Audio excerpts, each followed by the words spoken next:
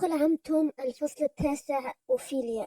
وجدت أوفيليا البيت الذي عُهد إليها بإدارته غارقا في الفوضى والإهمال والتبذير، ولقد اجتهدت صاحبتها وهي ذات العقل المنظم الإداري في إصلاح ما أفسدته الأيام في إدارة ذلك المنزل الكبير، ولكنها لم توفق إلا قليلا، وكان فشلها يرجع بالدرجة الأولى إلى فوضوية كبيرة الطاهيات العجوز دينا، وعدم قبولها للنصائح والإرشادات، ولكنها لم تقف إزاء هذا كله مكتوفة اليدين، بل صارحت سانت كلار بهذا الوضع الشاذ قائلة: ليس ثمة أمل في أن ينعم هذا البيت يوما بشيء اسمه النظام. فقال سانت كلار: أنا واثق من أن هذا اليوم لن يأتي. كل هذا التذمر من المصاريف وهذه الفوضى في الأعمال وهذا الاختلاط في المسؤولية لم أرى مثله في حياتي أو ما يشبهه قط. أستطيع أن أقول لك إنك لم تشهدي مثلها فعلا. أصارحك يا أوفيليا بأننا نحن جماعة الأسياد فئتان: فئة منا تكون طاغية وقاسية، وفئة أخرى تكون مضطهدة مظلومة، وهؤلاء الذين أنتمي إليهم هم أصحاب النوايا الطيبة والنفسيات النبيلة الذين يمقتون العنف والقسوة. ونحن خليق بنا أن نعتاد على تحمل كثير من الشواذات والمكاره والمتاعب، وليس كلامي بحاجة للإيضاح على ما أعتقد، فما دمنا مصرين على الاحتفاظ بأراضينا ومراكزنا وبيوتنا مستعينين بهؤلاء الخدم الجهلة. ولست أعرف غير قلة من الأسياد وقفوا ببراعة خاصة إلى أن تحقق لهم الانضباط والنظام من غير ما لجأوا إلى القسوة والعنف، ولكني لست واحدة من هؤلاء. ومن هنا عقدت النية منذ عهد طويل على أن أترك الأمور تجري على هواها، ولكن هذه الفوضى التي يقتل معها كل معنى للزمان والمكان إنها شيء لا قبل لي باحتماله. ولا يخفى أنكم أنتم الشماليين تعطون الوقت أهمية بالغة وتخلعون عليه حللا زاهية، ولكن قولي لي بربك، ما فائدة وقت بالنسبة لإنسان لا يعرف كيف يمضي وقته وأين يبذره، فهو أبدا حائر فيما يصنع. وأعتقد أنك توافقينني على رأيه، وهو أنه عندما لا يكون عند الإنسان ما يفعله لتمضية وقته سوى الانبطاح على الأريكة ومطالعة الكتب، بعد ذلك فإن تقديم موعد الغداء أو العشاء أو تأخيره ساعة من الزمن ليس أمرا خطيرا. من أجل ذلك أسألك يا ابنة العم العزيزة أن تخففي من غلواتك وتتركي الدين على سجيتها. حبذا لو تعلم كيف وجدت أدوات المطبخ وكم تعذبت في تنسيقها. أنا لا أجهل ذلك، إنها تضع التوابل أو الرقاق تحت وسادتها، إنها تخفي مبشرة جوز الطيب في جيبها في كيس التبغ الذي تدخن منه، ولا أجهل أنها تستخدم أكثر من 65 وعاء للسكر من مختلف الأحجام والألوان، حيث تضع كل وعاء في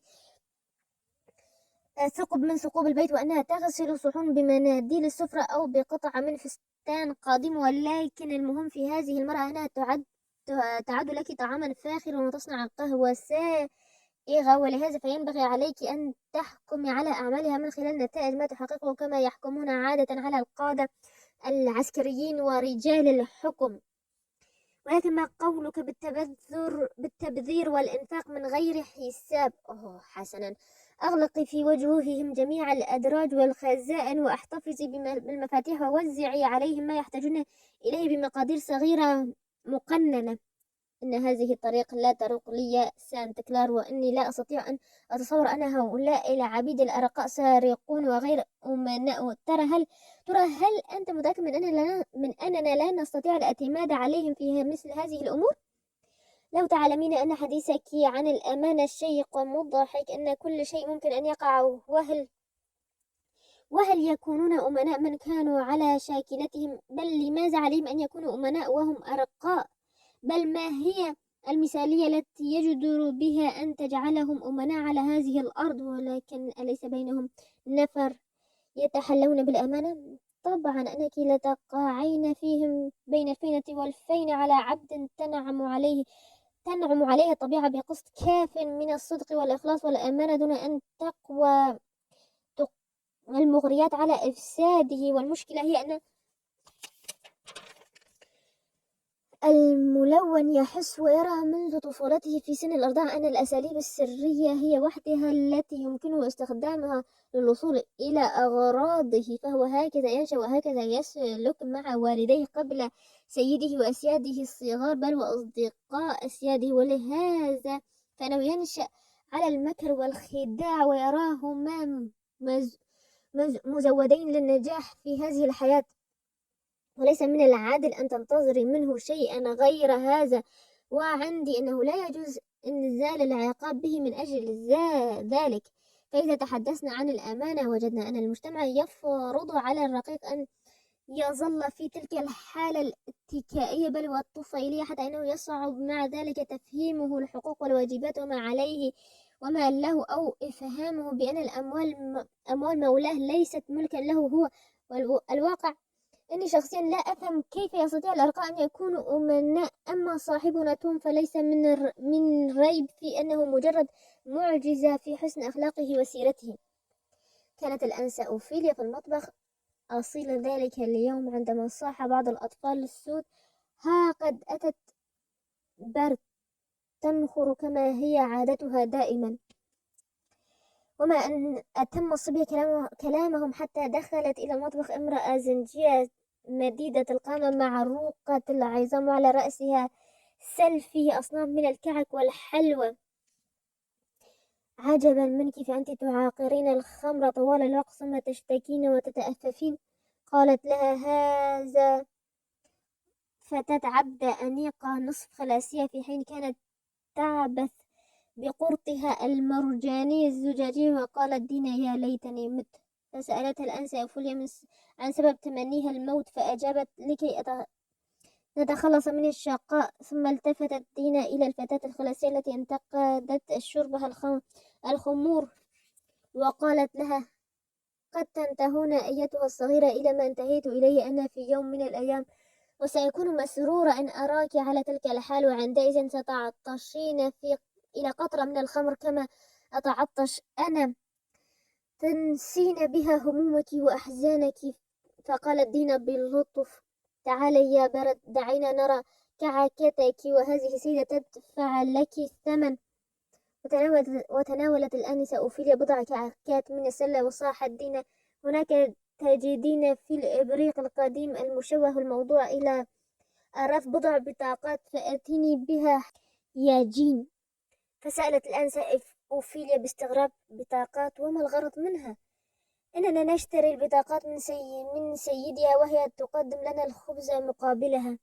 إنهم يعدون علي الأموال والبطاقات عند عودتي إلى البيت، فإن وجدوا خطأ في الحساب ضربوني حتى الموت. قالت برد حاملة الكعك. فقالت جين الوصيفة السليطة اللسان: وما ترجين منهم أن يفعلوا بك غير هذا بعد أن تأخذي أموالهم لتبتاعي بها الخمر؟ صدقيني يا سيدتي أوفيليا أن هذه المرأة تفعل ذلك بل أكثر من ذلك لتحصل على الشراب، وذلك ما أصر على فعله ذلك لأني لا أطيق الحياة على غير هذه الشاكلة، أريد أن أشرب لأنسى شقائي. فغضبت الأنسة أوفيليا وصاحت في وجهها: تسرقين أموال سيدك لتجعلي من نفسك بهيمة من البهائم، إنك أثيمة مجنونة. وقد أكون أثيمة ومجرمة ولصة يا سيدتي، لكن لا حيلة لي في نفاذ ذلك السير في الوحل تفادي، ولكن لا حيلة لي في تفادي ذلك السير في الوحل، فأني سأواصل يا إلهي طريقي. يا الله، لماذا لا تميتني وتريحني من شقائي؟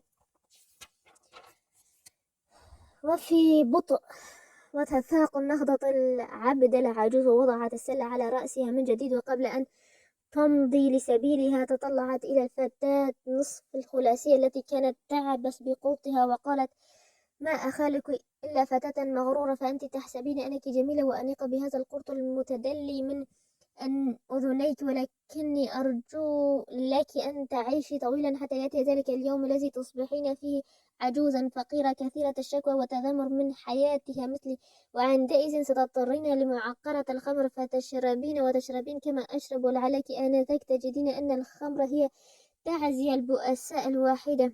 وكانت في المطبخ أثناء ذلك الحديث فأزعجه أن يرى تلك الزنجية العجوز تخرج إلى الشارع وهي تطلق الآن إثر الآن، فلحق بها فرآها تقف على عتبة أحد الأبواب لتصلح وضع شالها الباهت الذي كان يغطي كتفيها، فقال لها في رقة وعذوبة: سوف أحمل سلتك قليلا يا أختاه. فقالت العجوز: لا داعي لذلك، فأنا في صحة تامة ولا أحتاج للمساعدة، يبدو أنك مريضة أو مهمومة أو شيء من مثل هذا. فأجابت المرأة بغضب: لست مريضة. ونظر إليها توم نظرة مشبعة بالإخلاص وقال: حبذا لو أتمكن من إقناعك بضرورة الإقلاع عن احتساء الخمر، فلا تعلمين يا أختاه أن السكر يجرك إلى قتل صدرك وروحك على السواء. فأجابته المرأة التعسة قائلة: إني على يقين أني سأسكن الجحيم بعد موتي، ولا حاجة لأن تخبرني بذلك، إنني مدمن على عادة قبيحة ومحرمة تقودني توا إلى النار الآكلة الأبدية. يا ليت ينقلني إلهي إلى هناك لأنجو من شقاء الأرض. وارتعد توم لدى سماع هذه الكلمات، وتوسل إلى المرأة أن لا تستسلم لليأس، وقال لها برقة: ارحمي نفسك أيتها المخلوق البائس، ألم تسمعي قط يسوع المسيح؟ يسوع المسيح؟ من هو يسوع المسيح هذا؟ فقالت توم: ولكنه السيد يا امرأة. أحسب أني سمعتهم يتحدثون عن السيد وعن يوم الحساب وعذاب النار. لقد سمعت شيئا من هذا القبيل، ولكن ما علاقة ذلك بي؟ ألم يحدثك أحد عن يسوع المسيح الذي يحبنا نحن الخطاء، وأنه مات من أجلنا ليطهرنا من الخطايا؟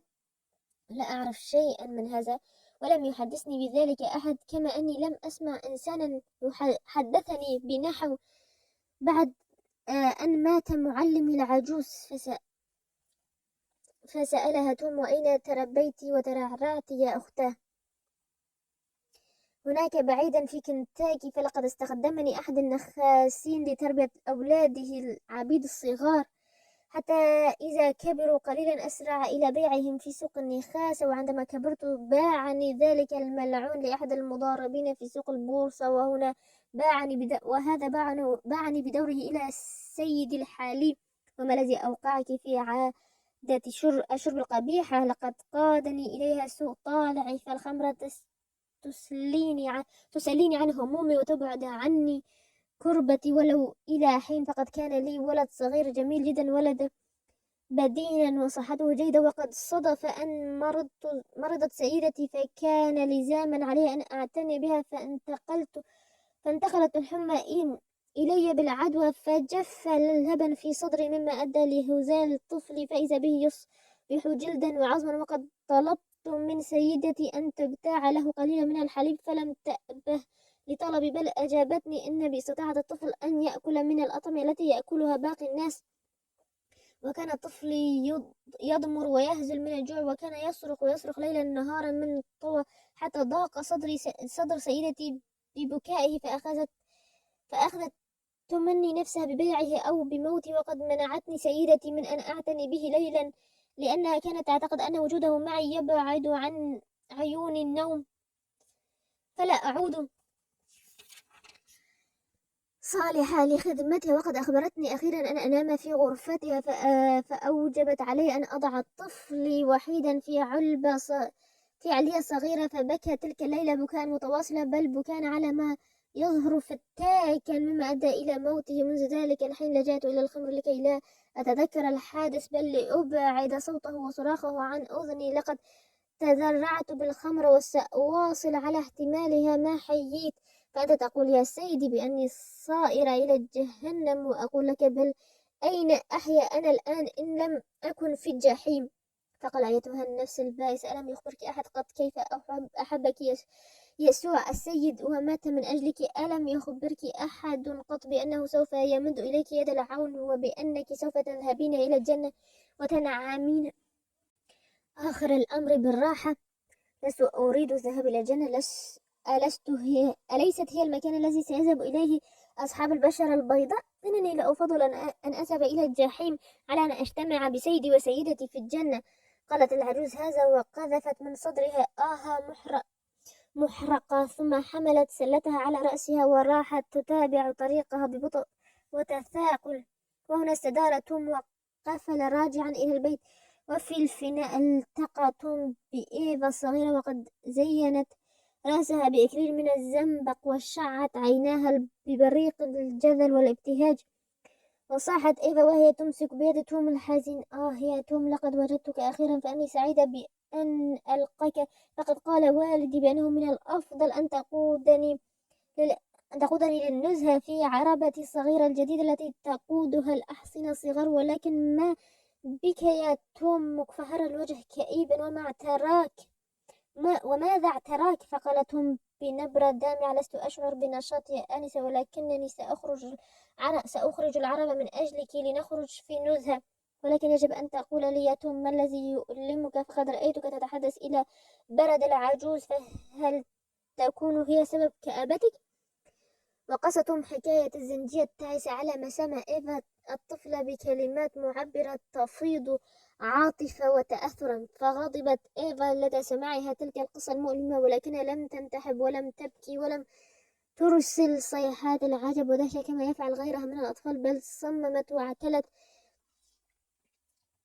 واعتلت وجهها سحابة ثقيلة كئيبة من الحزن، ثم وضعت كلتا يديها على صدرها وأخذت تتأوه بحرقة ويأس. وعندئذ قالت إيفا بقوة: لا حاجة تدعوك يا توم لإعداد العربة، فلست راغبة بتلك النزهة. ولم لا يا آنسة إيفا. فقالت إيفا: إن هذه الأمور المقيتة تفتت كبدي يا توم، أنا لا أريد أن أذهب. وانصرفت إيفا ميممة وجهة المنزل. وبعد بضعة أيام جاءت القصر امرأة أخرى غير برد العجوز وحاملة سلة كعك على رأسها، وكانت الأنسة أوفيليا في المطبخ. ولم تكد دينا ترى تلك الزنجية حتى صاحت: يا إلهي، ما زادها برد. فقالت المرأة بصوت يوقع الرهبة في القلوب: إن برد لن تأتي بعد اليوم أبدا. فصاحت دينا: ولم عساها لم تمت، أليس كذلك؟ فقالت البائعة الجديدة وهي تنظر بطرف عينها إلى الآنسة أوفيليا: لسنا نعرف شيئا عنها على وجه الدقة، وكل ما نعرفه أن أسيادها سجنوها في السرداب المظلم. وبعد أن أخذت الأنسة أوفيليا حاجتها من الكعك، تبعت دينا المرأة إلى باب، ثم سألتها ما الذي أصاب برد. على كل حال، وبدت المرأة وكأنها راغبة في الكلام، ولكنها ترددت في البوح، وأخيرا أجابت في صوت منخفض: حسنا، يجب أن لا تخبري أحدا، لقد سكرت برد كعادتها من جديد. فاقتادوها إلى السرداب، وهناك تركوها طوال النهار. ولقد سمعتهم يقولون أن الذباب قد غطى جسمها وأنها ماتت. وصعقت دينا لهذا النبأ، ورفعت يديها إلى العلاء تستجير ربها. وفيما كانت تلتفت إلى الوراء، رأت إلى جانبها إيفا الصغيرة تقف دهشة، وقد اتسعت عيناها الكبيرتان الوادعتان من الخوف، وقد انتقع لون وجهها، وغاضت آخر قطرة من قطرات الدم في وجنتيها وشفتيها، وقالت بخوف: ليرحمنا الله. الآنسة إيفا تكاد تقع مغشية عليها: ما الذي جاء بها إلى هنا لتسمع مثل هذا الحديث؟ وقالت الطفلة في عزم: لن أقع مغشية علي يا دينا، وأي بأس في أن أسمع ذلك الحديث، إن سماعه لن يؤذيني بقدر ما أوذيت برد المسكينة عندما ذهبت ضحية قساوة البشر. فصاحت دينا: ولكن هذه القصص لم تجعل من أجل الأوانس الجميلات الناعمات مثلك، ففي هذا ما يقتلهن. وتنهدت إيفا مرة ثانية وارتقت السلم بخطوات وتيدة كئيبة. وسألت الأنسة أوفيليا دينا بفضول زائد عما كانت تحدثها البائعة عن برد العجوز السوداء، فروت لها بإسهاب تفصيل حادثها المؤلم. وزاد على كلامها توم ما كان قد سمعه في صباح ذلك اليوم من فم العجوز برد نفسها في زيارتها الأخيرة لذلك البيت. وصاحت أوفيليا لها من حادثة كريهة وفظيعة وغريبة.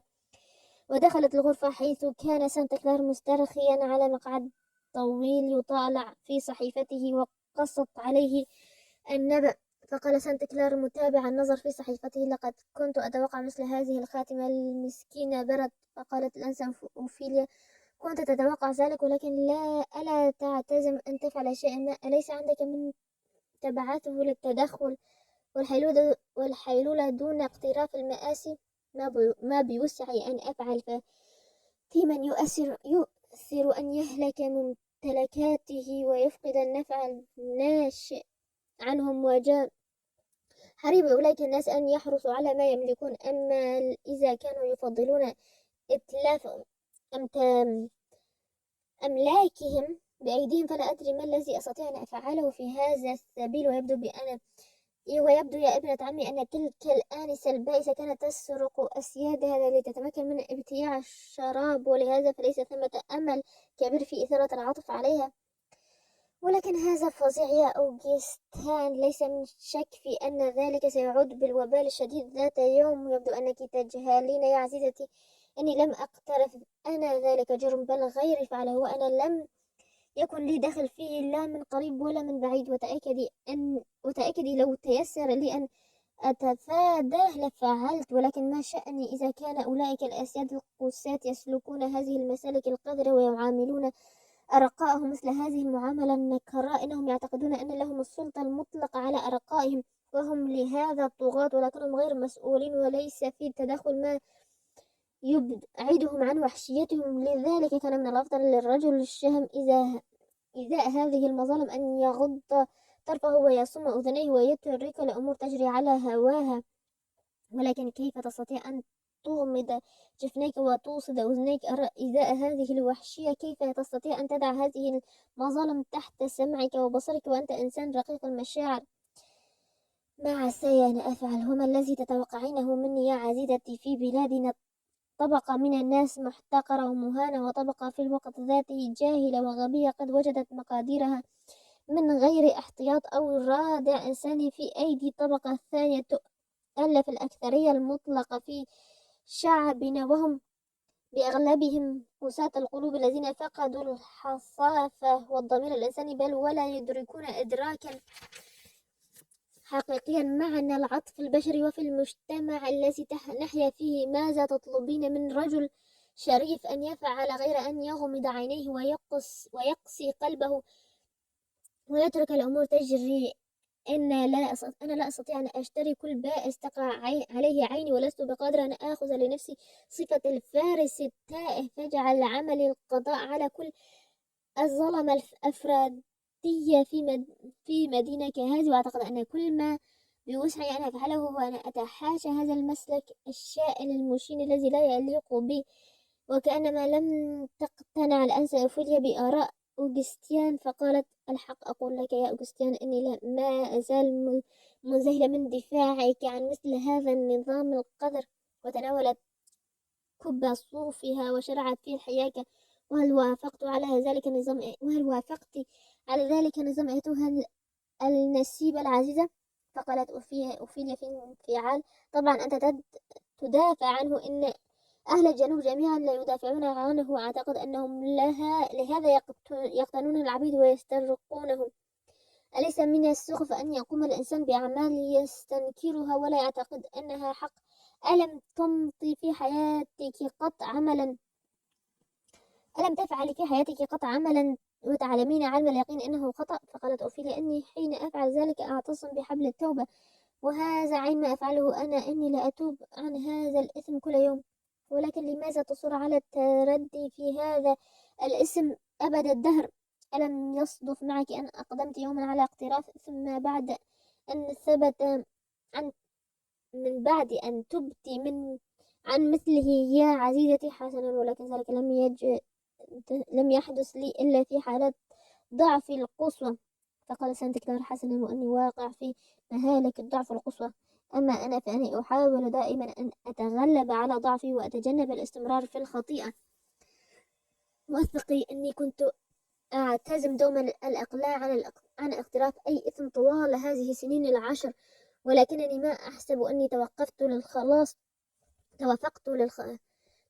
من الإثم حتى اليوم. بسبب واحد. وإذا كنت تريدين أن تعرف حقيقة اعتقادي في الاسترقاق والرق فأني لا أكتمك بأن من يستفيد من هذا النظام هم المزارعون ورجال الدين الذين يسعون لاسترضاء المزارعين والسياسيون الذين يتخذون منه وسيلة إلى الحكم. في استطاعة هؤلاء جميعا أن يبدلوا اللغة والأخلاق إلى درجة تجعل الناس مندهشين من براعتهم. في استطاعتهم أن يسخروا الطبيعة والكتاب المقدس لخدمة مصالحهم، ولكن لا هم ولا الناس يؤمنون على أي حال بصح ما يعتقدونه ويفعلونه، وإن نظام الاسترقاق رجس من عمل الشيطان، وإنه لا يمثل نموذجا بارعا لما يستطيع أن يصنعه في حقل اختصاصه.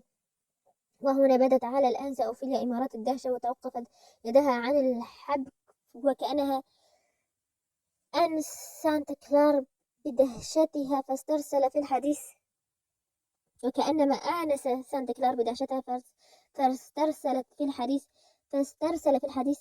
والآن بربك، ما هي مسألة الرق هذه التي يكرهها الله والناس؟ من أين آتت؟ هيا بنا نحللها ونحررها من صفاتها وأزيافها لننظر إلى نواتها وجذورها. فماذا نحن واجدون؟ قد نجد السبب في أن أخي زنجي كواشي مثلا جاهل وغبي، بينما أنا أفوقه ذكاء ومهارة، فأسلبه كل ما عنده ثم لا أعطيه إلا بقدر ما يطيب لي، وأضطر مرغما للقيام بأي عمل مرهق قد يضايقني، أو بأي مسؤولية قذرة لا أقدم عليها، أو بحجة أني لا أحب العمل فأجبر كواشي أن يعمل وأن يتحمل قيظ الصيف وقر الشتاء.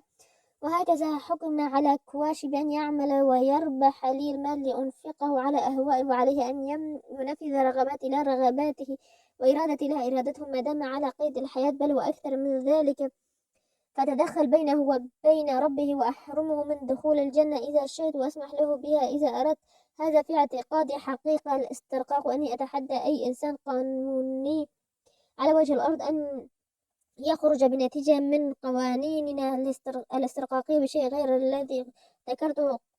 قال سانتا كلار ذلك وأخذ يذرع الغرفة جيئة وذهابا، وقد أوشك وجهه المليح أن يحترق بحرارة أحاسيسه وعواطفه المتقدة، وأومضت عيناه الزرقاوتان الواسعتان ببريق عجيب، إذ لم تشهده الأنس أوفيليا على مثل هذا الانفعال من قبل، فقد اعتصمت بالصمت وكأن على رأسها الطير. وفجأة اقترب سانتا كلار من ابنة عمه وقال: ومهما كان الأمر فإني أصرح لك جازما أني كلما فكرت بقوانيننا التي تجيز لأي إنسان أبيض مهما كان وضيعا أن ينصب نفسه الطاغية ويتسلط بشكل مطلق على عدد من الرجال والنساء والأولاد العبيد يزيد عددهم أو ينقص بقدر استطاعته على الشراء، أو بقدر ما في نفسه من خداع وحقارة. أقول أني كلما فكرت في قوانيننا هذه ألعن بلادي وألعن الجنس البشري برمته.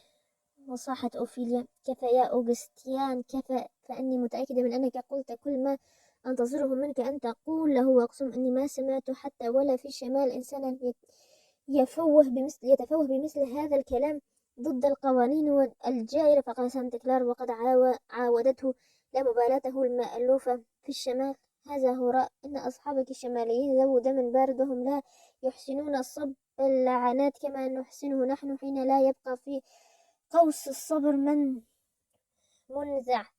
فقالت الآنسة أوفيليا: ولكن السؤال هو، فقاطعها سانتا كلار قائلا: حتما السؤال هو كيف انغمست أنت في بؤرة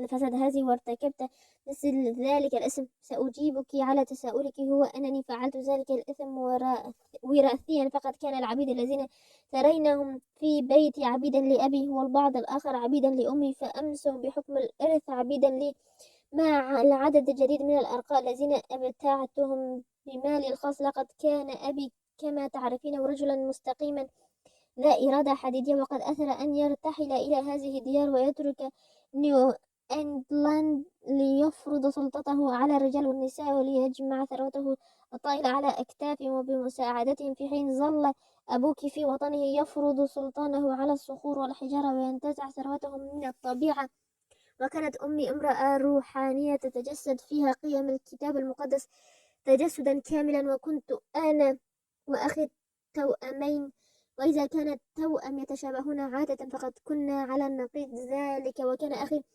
على النقيض، كان هو أسود العينين فاحم الشعر، يمتاز عني بملامحه الرومانية القوية وسمرة بشرته الجميلة، في حين أني كما ترين أزرق العينين ذهبي الشعر وملامحي إغريقية وبشرة بيضاء. وكان أخي مع رفاقه وأصدقائه لطيف المعشر، ولكنه متعال على من هم دونه، منزل قاسي القلب، لا يعرف الشفقة على كل من يعترض مصالحه أو يحاول إيذاءه. وكما تعلمين فقد كان أبي أرستقراطيا بفطرته، فكان يحتقر الزنوج ويعتبرهم خلق وسط بين الناس بين الإنسان والحيوان، وكان يستخدمهم في مزارعه، وكان له ما ينوف عن 500 يأتمرون بأمره. ومن المعروف عن والدي أنه كان شديد القسوة على خدامه وعبيده، وكان عنده رئيسا للعمال أبيض فظ الطباع غليظ القلب، فكان يسوم الأرقاء سوء العذاب. وكنت أنا وأمي نكرهه كرها للمحرمات، ولكنه عرف كيف يستحوذ على ثقة أبي، فإذا هو سيد الإقطاعية المطلق. لقد كنت حديث السن آنذاك، ولكني كنت أؤمن بحقوق الإنسان، وكان يعمر قلبي منذ نعومة أظفاري حب الناس على اختلاف أجناسهم وعروقهم وأموالهم. وأذكر أن العبيد كانوا يفضون إلي بشكواهم، فأنقلها بدوري إلى أمي، ونتعاون لتخفيف عنهم وإبعاد المظالم النازلة بهم. عندما تفشل مساعي والدتي على حمل أبي بأن ينهج منهجا جديدا يكون أكثر إنسانية في معاملة الرقيق، كانت تكف عن محادثتي بهذا الموضوع، وتبتعد عن التدخل في شؤونه، لتصرف وقتها كله في تربية ولديه وفق عقائدها وعواطفها ومشاعرها. والحق أني كثيرا ما سمعتك تتحدثين كثيرا عن أثر تربية الأولاد الصالحة في نفوسهم، ولكني أسمح لنفسي أن أزعم أن الأولاد إنما ينشئون على ما فطروا عليه أكثر مما يصلحون به. فمنذ كنا أطفالا كان أخي الفرد يبدو متعاليا واستقراطيا، وعلى هذا الشاب وترعرع، وكانت هذه الطباع غريزة فيه، وذهبت مواعظ أمي في تبديله أدراج الرياح. أما أنا فقد رسخت جذور هذه النصائح في أعماقي، فشبت أقدس كرامة الإنسان البشري، ولا فرق عندي بين إنسان وآخر. وأذكر أني كنت أرنو إليها بإعجاب وهي تناجي النجوم ليلا، ثم توم إلى النجوم في هدوء الليل قائلة لي: أعلم يا أوغستيان أن أحط الناس وأوضعهم في أرضنا هذه سوف يصبحون أحياء عندما تتلاشى هذه الأكوان ويصيبها الفناء، إنهم سيبعثون أحياء ما دام الله ذو الجلال والإكرام. وأعتقد أني لو عشت تحت رعايتها كل سنوات حياتي لكنت في عداد القديسين أو المعلمين أو الشهداء الأبرار، ولكنها فارقتني وأنا لا أزال حدثا في 13 من عمري، فحرمت رؤية وجهها إلى الأبد. وكذلك حين توفى الله والدي، فقد ترك ثروته الطائلة كلها لنا نحن التوأمين نقسمها بالاتفاق. وبدأ أخي ألفريد عند اقتسام الإرث نبيلا كريم النفس، فرأيت من الأفضل أن نستغل أرضنا ومزارعنا ومتعاونين ومتضامنين متكافلين.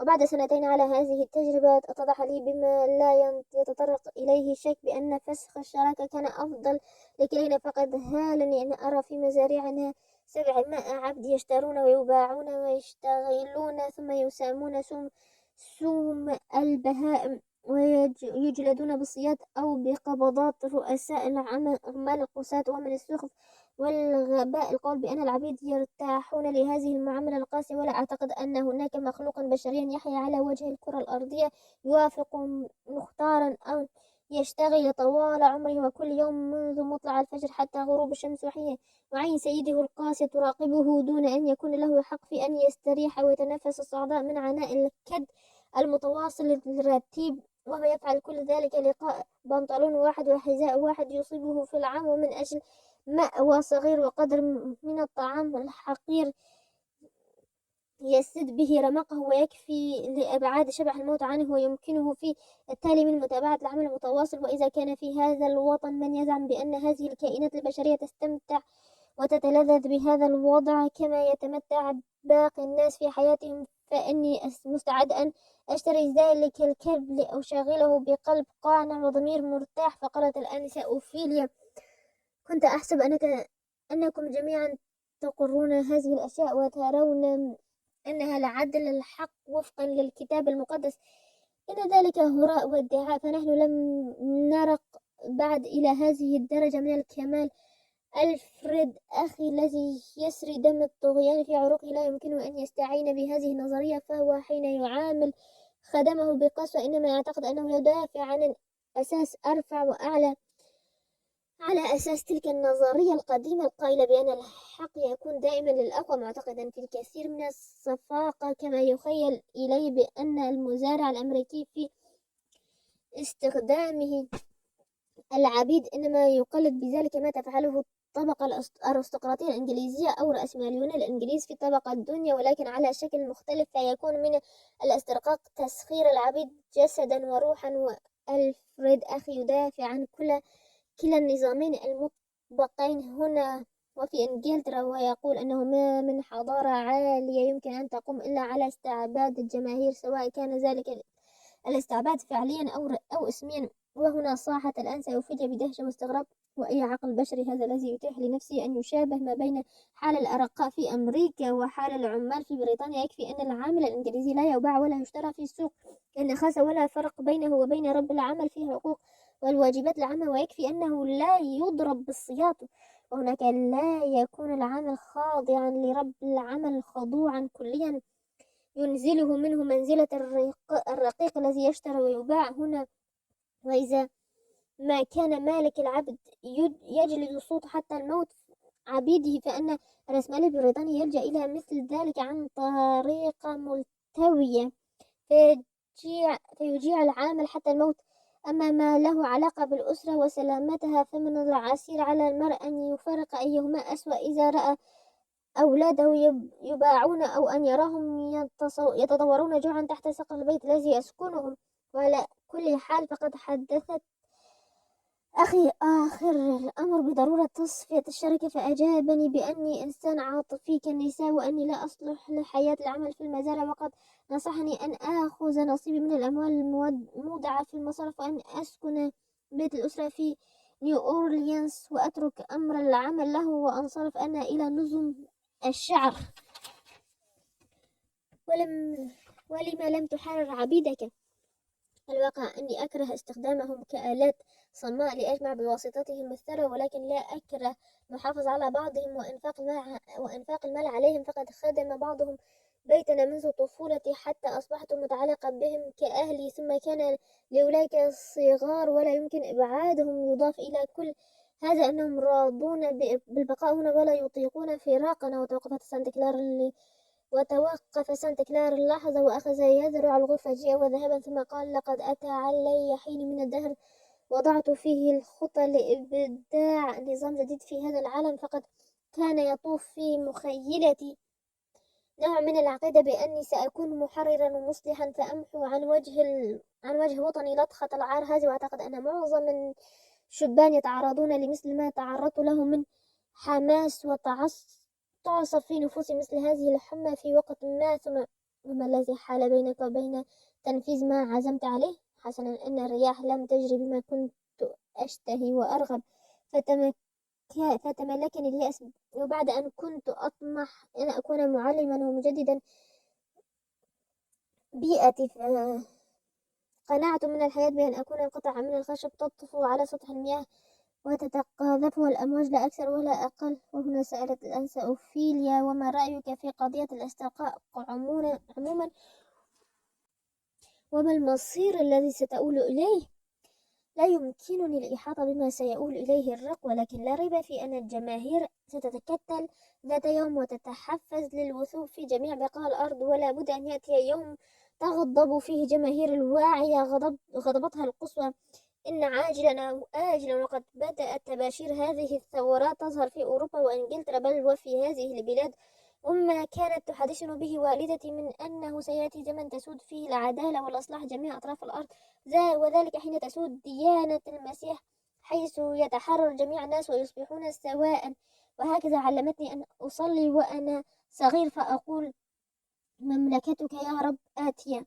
ويخيل إلي أحيانا أن جميع التنهدات وجميع الآلام وجميع الثورات التي تعصف في رؤوس المعذبين على الأرض ليست إلا علامات ودلائل تشير كلها إلى اقتراب ساعة القيامة التي كانت تتحدث عنها إلي. فهل يا ترى يطول بنا الأجل حتى نشهد ظهور ذلك اليوم؟ ورمت أوفيليا الصوف الذي كانت تحيكه جانبا ونظرت إلى ابن عمها بشوق ولهفة وقالت: أوغستيان، يتراءى لي في بعض الأحيان أنك لست بعيدا عن تلك المملكة. أشكر لك حسن ظنك، ولكن الأمر عندي أرجح ما بين الصعود والهبوط، والصعود إلى باب السماء من حيث النظريات، والهبوط إلى غبار الأرض من حيث الواقع. وعلى أي حال فما هو ذا الجرس يدعونا فها هو ذا الجرس يدعونا لتناول الشيء، فلنلبي دعوته. ولا تقولي بعد اليوم أنني لم أسهب في حديث جدي الرصين مرة واحدة في حياتي. وعلى المائدة أشارت ماري إلى حديث برد العجوز، ووجهت الكلام إلى ابنة عمها وقالت: أخشى أن تعتقدي بأننا كلنا قساة برابرة، إني ولو اعتقدت أن ذلك حادث بحد ذاته بربريا فلست أعتقد أنكم قوم برابر على أي حال. فقالت ماري: مهما تبدلت الأحوال فأنا متأكدة بأنه من العسير علينا أن نعيش مع بعض هذه المخلوقات ونعتبرها مساوين لنا، فهم أردياء وسيئون حتى أنهم لا يستحقون أن يحيوا، وأنا شخصيا لا أشعر بذرة من العطف عليهم. أعتقد أن لو يحسن العبيد سلوكهم لما وقعت كل هذه المآسي. فقالت إيفا: ولكن تلك الإنسانة البائسة كانت جد شقية يا ماما، وهذا ما اضطرها إلى معاقرة الخمر. وهل يكون ذلك سبب عذرا مقبولا لارتكابها ذلك الاسم؟ فإنني يا بنيتي أتعرض في أكثر الأوقات لظروف تعيسة شقية، ومع هذا فلم أهرع للتخلص من شقائي بواسطة الشراب. لا تظني ذلك، فهم يشربون الخمر لأنهم فاسدون، وهناك فريق منهم يصعب تهذيبه مهما عاقبته بضروب القسوة. فلقد كان عند والدي على ما أذكر عبد كسول كان يفر دوما من عمله ويبتعد عن المزرعة لا لسبب إلا للتخلص من الشغل، فكان يذهب إلى المستنقعات ليسرق هناك ما تقع عليه يده ويرتكب أفظع الآثام وأرذلها. فكان رجال والدي يلاحقونه، وعندما يقبضون عليه كانوا ينهلون عليه ضربا ويجلدونه بالسياط، ولكن دون جدوى. فلم يبدل عادته، وفي ذلك اليوم تحامل على نفسه رغم ضعفه البالغ وهرب، ثم وجد ميتا في المستنقع. والحقيقة أنه لم يكن لتصرفه مبرر أو سبب غير الشذوذ. أما أبي فكان يحسن معاملة أرقائه ويعاملهم دوما في الرفق واللين نادرين. فقال سانت كلارا: لقد ربطت أنا ذات مرة ما عجز عن ترويضه أقدر النظار والأسياد.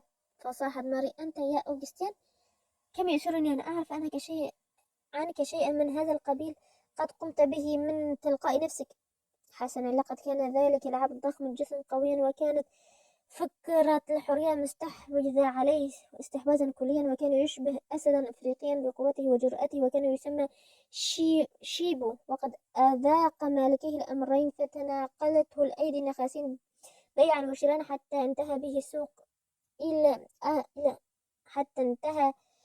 السوق. آخر الأمر أن يكون عبدا لأخي ألفريد الذي اشتراه خصيصا ليبرهن أنه قادر على ترويضه، ولكن ما مضى على وجوده عنده زمن طويل حتى قتل شيبو هذا مدير عمل الأقطاع وفر إلى المستنقعات يلوذ بها. وصدف أن زرت أخي في مزرعته فالتقيته حانقا غاضبا يزمين الغيظ على فعل ذلك الزنجي. فطيبت خاطره وقلت له أنها هفوته وأبديت استعدادي لمراهنته على أن في مقدوري أن أروض ذلك العبد الشرس، وأدت النتيجة محادثتنا إلى موافقته على أن يعطيني ذلك العبد إذا ما قدرت أن أعثر عليه في المستنقعات لأجري تجاربي عليه. وقد زودني بستة رجال أشداء ومعهم بنادقهم وكلابهم، أملا في أن أتمكن من اصطياد الأفريقي الشرس الضاري.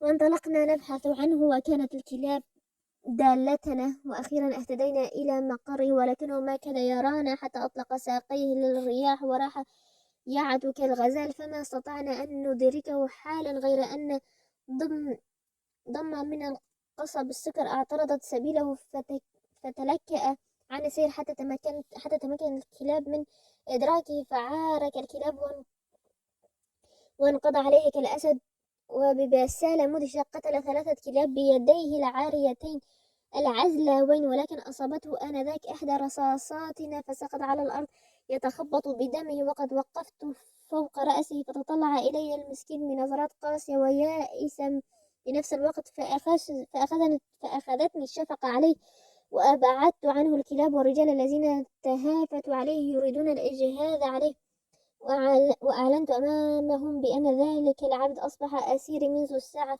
لقد كان هذا أفضل ما يمكنني أن أفعله لإنقاذه من الرصاص الرجال وفتك الكلاب. ولما عدنا إلى المدينة طلبت من ألفريد أن يبيعني إياه، ففعل، وما هي إلا فترة أسبوعين حتى ألفت الرجل صار مطواعا لأمري. فقال ماري: ماذا فعلت حتى وفقت لتطويعه؟ حسنا، لقد كانت العملية هينة وبسيطة، فقد حملته وهو جريح إلى غرفتي الخاصة، ونصبت له فراشا وثيرا فيها، وضمدت جراحه وسهرت عليه بنفسي حتى التأم جرحه، وعندما عادت إليه صحته أعتقته وأعطيته الحرية في أن يذهب حيث يشاء. فسألته الأنسة أوفيليا: وهل ذهب بعيدا؟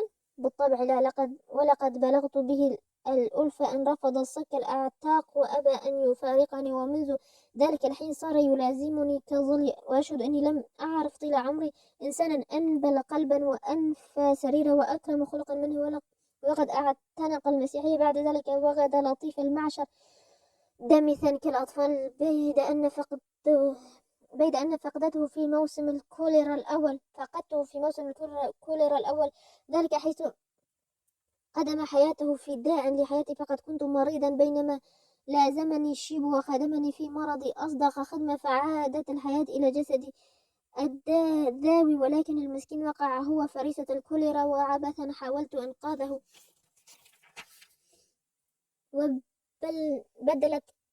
وبدلت خسارة جهدي لأعيد إليه الحياة، فقد تغلب عليه المرض وراح ضحية تفانيه وإخلاصي له. وعندها رأى سانت كلار هيكل ابنته الرقيق النحيل يرتجف ويتمايل تحت تأثير عواطفها. كان سانت كلار يحكي تلك المأساة المحزنة عندما تقدمت منه إيفا قليلا، وقد انفرجت شفتاها بالدهشة واتسعت عيناها بشوق عارم واستغراق مذهل، ولما انتهى من سرد الرواية هرعت إليه وطوقت عنقه فجأة بذراعيها وأجهشت بالبكاء والنحيب والصراخ. صرخ سانت كلارا وقد رأى أن هيكل فتاته النحيل يرتجف، ثم قال: إيفا عزيزتي الصغيرة، ماذا دهاك؟ ثم أضاف: ينبغي على هذه الفتاة أن تبتعد عن سماع مثل هذا الكلام، إنها عصبية المزاج رقيقة المشاعر. قالت إيفا وهي تضبط نفسها فجأة: لا لا يا بابا، أنا لست عصبية، ولكن أفكارا غريبة كثيرة تراودني، ولعلي أحدثك عنها في يوم من الأيام. فقال سانت كلار: حسنا يا عزيزتي، فكري كما تشائين، ولكن لا تصرخي وتزعجي والدك. والآن انظري أي خوخة طيبة المذاق جئتك بها. وأخذت إيفا الخوخ وابتسمت، ولكن آثار التشنج العصبي كانت ما تزال بادية حول زوايا فمها. ترى ماذا حل بصاحبنا توم؟ نخشى أن يكون قد أهين أو أهمل في غمر هذه الأخبار التي تحدثنا بها عن الطبقة الأرستقراطية، ولكن مخاوفنا تزول لو رافقنا القراء إلى غرفة صغيرة الكائن فوق الأسطبل ليعرف عنه شيئا قليلا، فقد كانت غرفته هذه غرفة حسنة على وجه العموم، فيها فراش وكرسي ومنضدة خشبية وضع عليها الكتاب المقدس ومجموعة أناشيد الكنيسة. أما وأمة فقد راقه المكان، ولكن الحنين إلى الأهل والولد قد سيطر على نفسه وملك مشاعره كلها في ذلك اليوم. فقد طلب من إيفا أن تعطيه ورقة ليكتب إلى زوجته رسالة يحدثها فيها عن نفسه ويسألها أحوالها. وقد اختلط الأمر على توم، فما عرف كيف يستهل رسالته. لقد نسي طريقة إرسال الكتب التي علمه إياها جورج ابن مولاه السابق، وهو لا يدري على وجه تأكيد أي الأشكال بقي عالقا في ذهنه يمكنه أن يستخدمه الآن. وفيما كان منهمكا في إعداد الرسالة وأفكاره التعبة لا يدري ما يفعل، دخلت عليه إيفا فتنافس الصعداء وكأنما هبط عليه ملاك من العلاء، وقد صرخت إذ لمحت ما كتبه على الورق: أيها العمتم، إنك تصور مناظر مضحكة حقا. لقد مضى علي زمن طويل وأنا أحاول أن أخط رسالة لامرأتي المسكينة وإلى أولاد صغير، ولكني أجد صعوبة بالغة في ذلك وأخشى ألا أنجح في ذلك. ليت باستطاعتي أن أساعدك أيها العمتم، فقد تعلمت الكتابة في السنة الماضية وكان في مقدوري كتابة جميع الحروف الهجائية، ولكني لست متأكدة الآن إذا كنت ما أزال أحسن كتابتها. وما كان من إيفا إلا أن جلست بقرب توم ووضعت رأسها الجميل إلى جانب رأسه، وأخذا يتعاونان في كتابة رسالة بحماس متكافئ وجهالة شبه متكافئ. وقد اشتركا في كثير من التساؤلات والتشاورات وفحص الكلمات وصوغ الجمل، حتى أخذت لغة الرسالة تبدو وكأنها شبيهة بالكتابة الحقة. وتطلعت إيفا مليا فيما كتبه ثم صاحت بفرح: أجل أيها العم توم، لقد أخذت السطور تظهر جميلة حقا. كم سيسعد أطفالك الصغار وزوجتك بقراءتها. إنه من العار أن تضطر لمغادرتهم والارتحال عنهم، ولكن لا تخف، فقد قررت أن أطلب بابا بإعادتك إلى موطنك الأول في وقت قريب. لقد وعدتني سيدتي السابقة بأن ترسل لي بعض المال عندما يتيسر لها ذلك، وأني أتوقع منها مثل هذه التضحية. وقد وعدني مولاي جورج الصغير بأنه سيحضر لافتدائي، وقد نقدني هذا الدولار دليل على حبه لمساعدتي، وسيفعل ذلك دون شك. قال توم هذا وسحب الدولار الثمين من تحت ثيابه. قالت إيفا: لا شك في أنه سيأتي إذن، إني سعيدة بذلك. وقد أردت أن أبعث إليه برسالة لأعلمهم أين أنا ولأخبر زوجتي المسكينة أنني بخير. وفجأة دخل عليهما سانتا كلار، وإذ رأى الورقة تساءل عن حقيقة أمرها. فقالت إيفا: إنها رسالة توم، إني سأساعده في كتابتها، أليست جميلة؟ فقال سانتا كلار: لا أريد أن أقول من قيم مهاراتكما في الكتابة، ولكن أعتقد يا توم أنه من الأفضل أن أكتب لك الرسالة بخط يدي، ولسوف أقدم لك هذه المساعدة بعد عودتي من نزهتي التي أقوم بها الآن على ظهر الجواد. فقالت إيفا: من الضروري جدا أن تعجل في ذلك، لأن سيدته سوف تبعث بالمال لافتدائه. أسمعت يا بابا؟ لقد أخبرني أنهم قالوا له ذلك. ولم يظهر سانتا كلار اهتماما بكلام بنته، بل أصدر إليه الأمر بأن يعد الخيل للنزهة. وبعد عودته من النزهة كتب سانتا كلار الرسالة باسم توم وأودعها في صندوق البريد. الفصل 10: توبسي. وفي ذات يوم فاتح سانتا كلار الآنسة أوفيليا بأنه قد ابتاع لها كهدية فتاة هندية زنجية صغيرة يتراوح عمرها ما بين 8 و9، ثم قدمها لها بعد قليل. وكانت الفتاة من أكثر أبناء جلدتها سوادا، ولها عينان مستديرتان براقتان، وكان شعرها الشبيه بصلاف الخرفان مضفورا غدائر متناثرة هنا وهناك. أما وجهها فكانت عليه علائم الذكاء والمكر. وصاحت أوفيليا: وما الذي دعاك يا أوغستيان بأن تقدم لي هذه الفتاة الوثنية الملامح؟ لقد جئتك بها كي تثقفيها وتربيها حسب ما ترغبين وحسب ما ينبغي أن تربي وتتثقف. ثم التفت إلى الفتاة وقال: والآن يا توبسي، هيا اسمعين إحدى أغنياتك المفضلة وتحفين برقصة من رقصاتك الرائعة.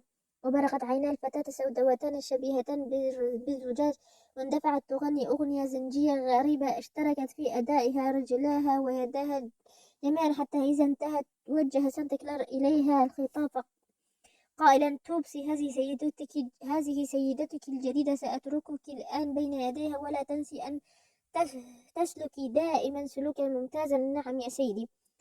وهنا قالت أوفيليا لابن عمها: أخبرني بربك، ما الغاية من شراء مثل هذه الفتاة، وبيتك يغط بأمثال هذه المصائب الصغيرة، حتى أن المرء لا يتمكن من أن يتنقل في أركان القصر دون أن يدوسهم برجليه. ولم أقل لك بأني أتيت بها لكي تثقفيها وتنشئيها تنشئة صالحة، فأنت تتحدثين دوما عن أثر التربية والتثقيف في نفس الإنسان، لذا رأيت من واجبي أن أقدم لك نموذجا على الفطرة عساك توافقين في إصلاحه ووضعه في القالب المسيحي الصحيح، كما يفعلون في نيو إنجلاند. لا، لست أريدها، فعندي من هذه البضاعة ما أستطيع أن أتحمله، وكيف لا يا ابنة عمي، وأنتم المسيحيون في بقاع الأرض كلها تؤلفون الجمعيات وتبعثون الإرساليات لإصلاح أمثال هذه الفتاة من الوثنيين، وتفضلون سحاب عمركم في هداية الكفرة إلى الدين. تقضون سحابة عمركم في هداية الكفرة إلى الدين. ولكن يا أوفيليا، هل بوسعك أن تدليني على مصلح مسيحي واحد أو مبشر واحد مستعد أن يدخل وثنيا واحدا إلى منزله ويتولى بنفسه أمر هدايته؟ إلا أن هذا لا يحدث إذ عندما تصبح القضية بهذه الخطورة يصبح البائس فيه قدرا ويصبح الوثني حقيرا يصبح البائس فيه قذرا ويصبح الوثني حقيرا غير مرغوب فيه، حتى أنكم تستطيعون فيه أقل ما يمكن من العناية والرعاية. وخففت أوفيلا من غلوائها وقالت: أوغستيان، أنت تعلم أني أنظر إلى المسألة على هذا الضوء. حسنا، قد يكون في العناية بهذه الطفلة عمل تبشيري حقيقي. وتطلعت إلى وجه توبسي في شيء من العطف، ثم حملتها إلى المطبخ لتكلف أحد الخادمات بتنظيفها وتلبيسها ثيابا نظيفة. ولما رفضت جميع الخدم والخادمات القيام بتنظيف توبسي، فقد اضطرت أوفيليا إلى أن تقوم بهذا العبء بنفسها، مع أنها لم تكن مرتاحة لهذا العمل، ولكنها تحملته بصبر، وكان الصبر أقصى ما تستطيع عمله. ولما رأت آثار السياط على ظهر الفتاة وكتفها وهي تذوب ولا تمحى ولا تزول، وتدل بوضوح على فظاعة النظام الذي تعيش فيه هذه المسكينة، رق لها قلبها وأخذتها عاطفة من الشفقة عليها وسألتها الأنسة: أوفيليا، ما عمرك؟ لست أدري يا سيدتي. وكشرت حتى بانت نواجذها. ألا تعرفين كم عمرك؟ ألم يخبرك أحد بذلك من قبل؟ ومن تكون أمك؟ لم يكن لي أم في يوم من الأيام. وكشرت عن أسنانها من جديد. لم يكن لك أم؟ ماذا يعني هذا؟ وأين ولدت؟ أنا لم أولد في يوم من الأيام. فقالت الأنسة أوفيليا وهي تتكلف الأنات: إنك لا تجيبينني أيتها الطفلة، فأنا لا ألهم معك. أخبريني أين ولدت ومن هما أبوك وأمك. فأجابت المخلوقة السوداء في صوت أكثر تأكيدا: إني لم أولد قط، ولم أعرف أبا أو أما أو أي شيء آخر. لقد رباني أحد المضاربين في البورصة، ثم مع كثير غير من العبيد، وكانت العمة السوء العجوز تعنى بنا كلنا. كم سنة عشت عند ذلك يا سيد؟ لست أدري يا سيدتي. ولم كل هذه الأسئلة؟ هل عشت عندهم سنة وأكثر أم أقل؟ لست أدري يا سيدتي. ألا تعرفين من الذي خلقك؟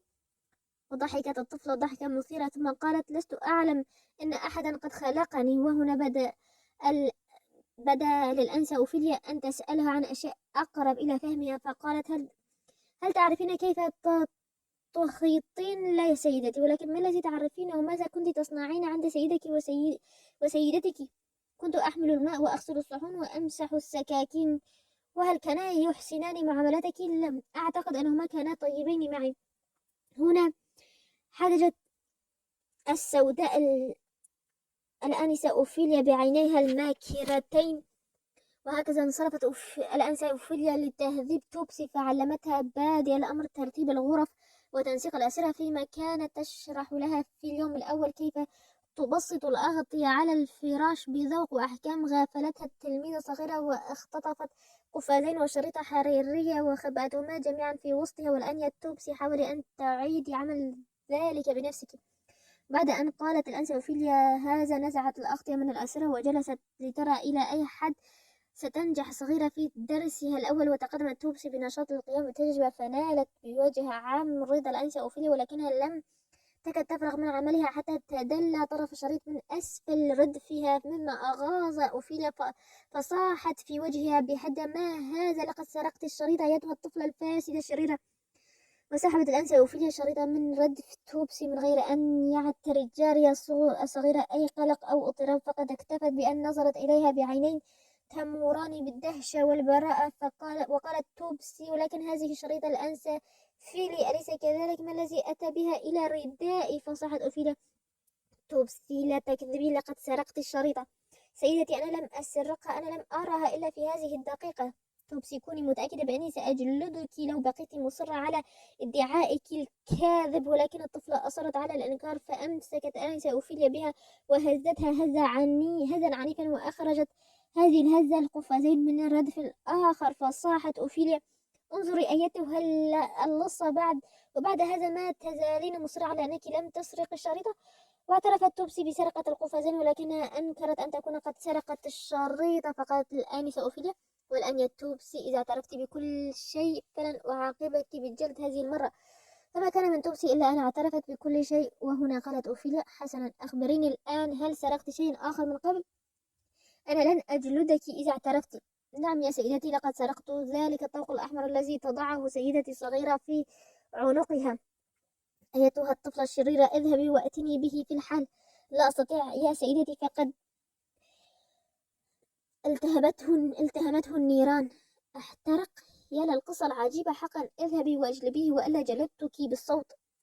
وانتحبت وأعلت أنها لا تستطيع لأنه احترق، لقد احترق، وهذا كل ما يمكنني أن أقوله لك يا سيدتي. ولكن لماذا حرقته؟ لأنني شريرة وأنا لا أقوى على مقاومة الشر. وفي تلك اللحظة دخلت إيفا إلى الغرفة وفي جيدها عقد مرجاني جميل. فقالت الأنسة أوفيليا ولكن أين عثرت على عقدك يا إيفا؟ أين عثرت عليه؟ فإني لم أنزعه من عنقي طوال النهار. فسألت الأنسة أوفيليا هل كنت تلبسينه بالأمس بالذات؟ نعم نعم يا عمتي. والمضحك أنه ظل في عنقي طوال الليل، فقد نسيت أن أخلعه عندما رقدت في سريري.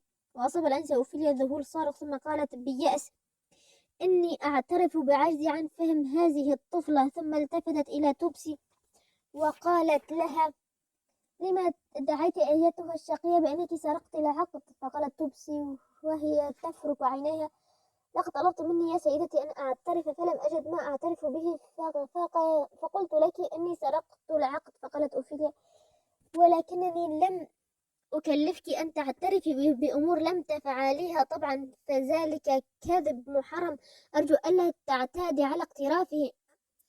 عندئذ التفتت إيفا إلى الطفلة السوداء وقالت صارحيني يا توبسي، ما الذي يدفعك لارتكاب سرقة؟ ثقي أنك ستجدين عندنا كل عناية واهتمام، ولا حاجة تدعوك لسرقة شيء. وإذا كنت تطمعين في أي شيء فإني على استعداد لأن أقدمه لك شريطة أن تقلعي عن هذه المهنة الفاسدة، السرقة.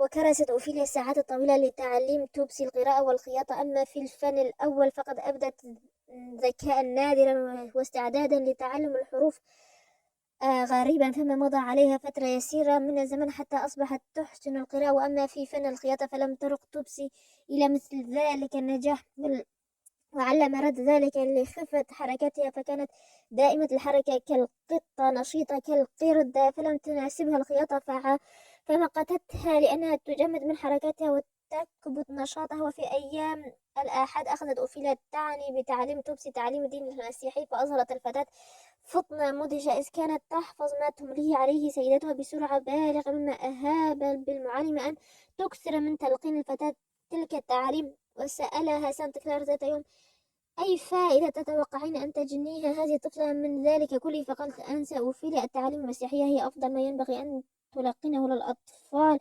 ليشدوا على هدايتها ليشبوا على هدايتها في تقديم في تق... وهي تقدم لهم أكبر فائدة في حياتهم كلها. فقال سانت كلار: سواء فهموها أم لم يفهموها، إذا كان الأطفال يعجزون عن إدراك حقيقتها ساعة تلقينهم إياها، فلسوف تنكشف لهم حقيقتها بعد أن يكبروا. ومضت الأنسة أوفيليا في جدالها حول التثقيف الديني، فاستطردت تقول: وهكذا نتعلم أن أبوينا آدم وحواء قد أفسدا الولاية التي رسمها الله لحياتهما عندما تركا على إرادتهما الحرة، فأخرجا من الفردوس مطرودين. فبرقت عينات توبسي وارتسمت علامة استفهام كبيرة على محياها، فسألتها الآنسة أوفيليا: أتريدين أن تقولي شيئا يا توبسي؟ من فضلك يا سيدتي، هل كانت تلك الولاية كنتاكي؟ أي ولاية يا توبسي؟ إن الولاية التي خسرها أبوانا هي ما أعني، وأني كثير ما سمعت مولاي القديم يروي لنا كيف تحدرنا من ولاية كنتاكي. فضحكت سانت كلار حتى استلقى على قفاه، ثم قال: ينبغي أن نعطيها معنى من المعاني، وإلا تخيلت هي ذلك المعنى. ألا ترين إلا نظرية الهجرة التي أوحت بها؟